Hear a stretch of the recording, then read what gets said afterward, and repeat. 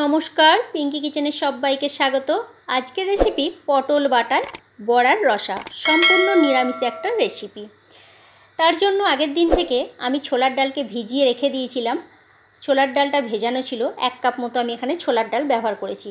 পটল, আলু, টমেটো আর আদা কেটে নিয়েছি। আমি এইভাবে সমস্ত সবজিটা কেটেছি। ছোলার ডালটাকে প্রথমে আগে পেস্ট করে নেব। ছোলার ডাল, তার সঙ্গে দিয়ে দিলাম 2 কাঁচা লঙ্কা, আদা দিয়ে এটাকে একটা মিহি পেস্ট বানিয়ে নিচ্ছি। দেখো বানিয়ে নেওয়া হয়ে গেছে। এবার একটা বাটির মধ্যে নিয়ে নিয়েছি, তাতে দিয়ে দিলাম স্বাদ মতো নুন, 1/2 চামচ জিরে গুঁড়ো আর দিয়ে দিচ্ছি সামান্য পরিমাণে চিনি। এটাকে খুব ভালো করে হাত দিয়ে ফেটিয়ে নিতে হবে। আর যে বাটিটা রেখে দিয়েছি মিক্সির, সেই বাটিটার মধ্যে পটলটাকেও আমি পেস্ট করে নেব।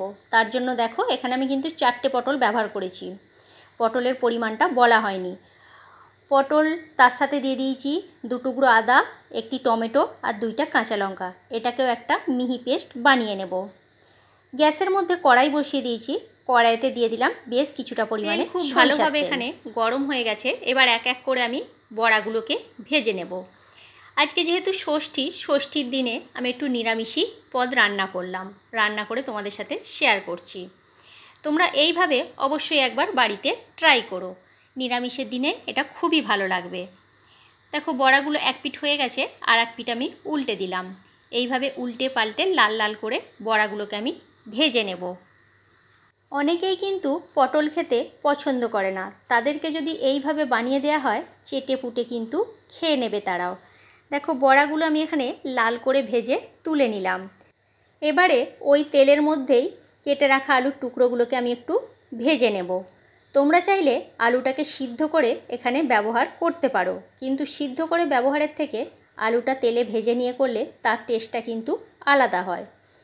দিয়ে দিচ্ছি সামান্য একটু হলুদের গুঁড়ো আর সামান্য নুন দিয়ে আলুগুলোকে একটু নাড়াচাড়া করে ভেজে নেব। বন্ধুরা, ভিডিও রেসিপি যদি ভালো লেগে থাকে লাইক, কমেন্ট, শেয়ার করো। আর আমার চ্যানেলে যদি নতুন বন্ধু হয়ে থেকো তাহলে আমার চ্যানেলটা সাবস্ক্রাইব করার অনুরোধ রইল।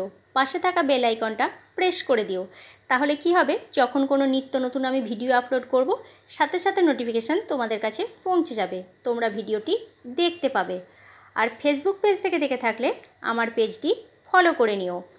দেখো আলুগুলো ভেজে আমি তুলে নিয়েছি। এবারে ওই তেলের মধ্যে দিয়ে দিলাম গোটা গরম মশলা ফোড়নের জন্য আর 1টি শুকনো লঙ্কা, 4 ভাগের 1 ভাগ গোটা জিরে। ফোড়নটা সুন্দরভাবে ভেজে নিয়ে একটা মিষ্টি গন্ধ বের হয়েছে, তারপরে দিয়ে দিলাম পটলের পেস্টটা দিয়ে খুব ভালো করে এবার নাড়াচাড়া করে নিতে হবে, যাতে করে পটলের কাঁচা গন্ধটা চলে যায়। গ্যাসের ফ্লেমটা মিডিয়ামে রেখেই রান্নাটা কিন্তু আমি করছি। হাইয়েতে রাখলে তাড়াতাড়ি কিন্তু পুড়ে বা জ্বলে যেতে পারে, সেই জন্য মিডিয়ামে রেখেই রান্নাটা আমি করছি। এই নিরামিষ রেসিপিটা নিরামিষের দিনে গরম ভাতের সাথে অসাধারণ খেতে লাগে বন্ধুরা। তোমরা একবার হলেও এইভাবে ট্রাই করো, আশা করছি তোমাদের ভালোই লাগবে। দেখো খুব ভালো করে এখানে আমি পটলটাকে কষিয়ে নিলাম। কষিয়ে নেওয়ার পর দিয়ে দিচ্ছি 1/2 চামচ হলুদের গুঁড়ো, 1/2 চামচ জিরে গুঁড়ো, 1/2 চামচ ধনে গুঁড়ো আর দিয়ে দিলাম 1/2 চামচ লঙ্কার গুঁড়ো আর 1 চামচ মতো কাশ্মীরি লঙ্কার গুঁড়ো, এটা সম্পূর্ণ কালারের জন্য। দিয়ে দিলাম স্বাদ মতো নুন আর সামান্য পরিমাণে একটু চিনি। নুন আর চিনি দিয়ে খুব ভালো করে এবার মশলাকে কষিয়ে নিতে হবে, যাতে করে মশলার কাঁচা গন্ধটা চলে যায়। কালারটা কত সুন্দর এসেছে দেখছো বন্ধুরা, আর খেতে অসাধারণ হয়। এবারে আলুগুলো দিয়ে আরও 3 থেকে 4 মিনিটের জন্য নাড়াচাড়া করে কষিয়ে নেব। 3 থেকে 4 মিনিট আমার নাড়াচাড়া করে কষানো হয়ে গেছে। এবারে দিয়ে দিলাম গরম জল। আমি এখানে গরম জল ব্যবহার করছি। রান্নাতে গরম জল ব্যবহার করলে এর স্বাদ কিন্তু খুবই ভালো হয়। গরম জলটা দেওয়ার পর খুব ভালো করে আমি এখানে মিশিয়ে নিলাম, নিয়ে একটা ঢাকনা দিয়ে ঢেকে দিচ্ছি মিনিট 7 জন্য, আলুটা সিদ্ধ যতক্ষণ না হয়। 7 মিনিট পর আমি ফিরে এলাম, ঢাকনাটা খুলে দিয়েছি। জলটা অনেকটাই কমে গেছে আর গাঢ় গাঢ় হয়ে গেছে। এবারে দেখব আলুগুলো কতটা সিদ্ধ হয়েছে। আলু খুব ভালোভাবে সিদ্ধ হয়ে গেছে। যে থালাটা চাপা ছিল ওই থালাটায় অনেকটা গ্রেভি লেগে গেছে, সেই জন্য সামান্য ধুয়ে একটু জল দিয়ে দিলাম। জলটা দেওয়ার পর খুব ভালো করে আবার একটু মিশিয়ে নিয়ে ফুটতে দিলাম। আর এটা কিন্তু একটু ঝোল ঝোল রাখতে হবে, বড়াগুলো দেওয়ার পর টেনে যাবে না হলে।